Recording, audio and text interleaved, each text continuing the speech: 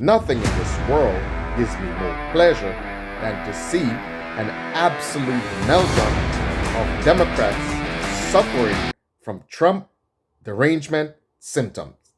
Take a look at this for yourselves and tell me if you don't believe that something is majorly wrong with these people.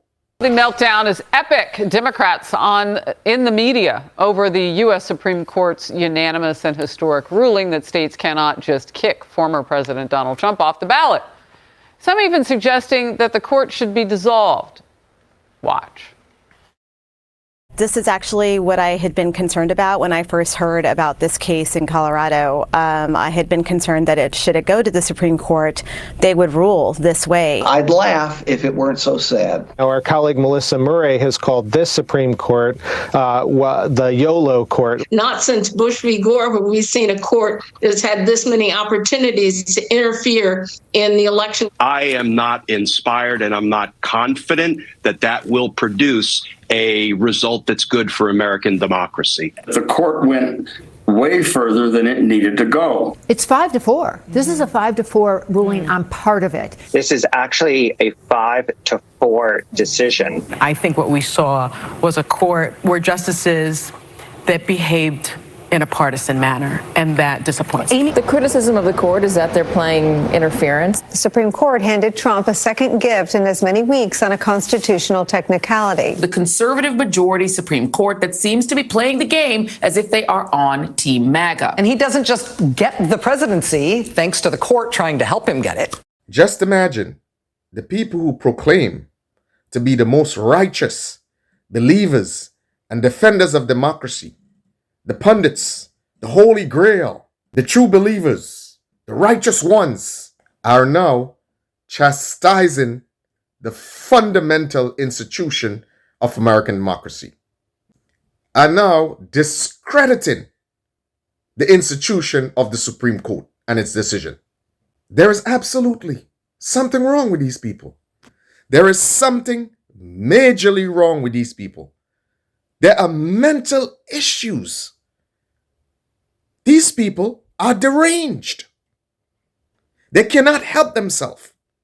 Their fanatical hatred of Trump would not allow them to see that the Supreme Court's ruling was an opportunity for healing, for coming together, for uniting the country under the banner of the Constitution, but instead have continued on a path of disregard.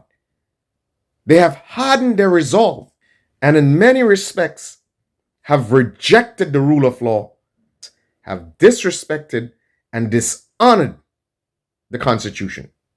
Now, this is the behavior, and I've got to admit that it's reckless behavior, it's insolent behavior, and childish behavior. Could you imagine that journalists, so-called journalists, are going to be so reckless with this speech?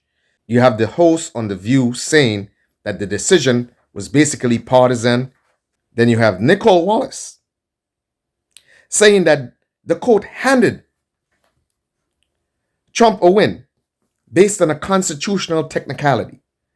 There's no technicality. This was grounded in sound legal doctrine and interpretation. And just imagine, it just tells you how much these people don't respect democracy, that how much they are ultimate hypocrites. You have Joy Reid saying that, hey, the court is actually on Team MAGA. Could you believe this? This is the level of respect that they have for the Supreme Court, these defenders of democracy. Then look at Rachel Maddow. Well, forget about her. She was absolutely freaking out. She basically said that the Supreme Court handed Donald Trump the presidency by ruling according to law and the Constitution. She is saying that the Supreme Court is basically colluding with Donald Trump and has handed him the presidency. Well, this is reckless speech. This is crazy. This is unbecoming of anyone who claims to be defenders of democracy, to pretend to believe in democracy. So it's quite clear. If you did not see through the mask that these people have been parading, then you have gotten an opportunity to see exactly who they are. They are apostates and non-believers in democracy. That is exactly what they are.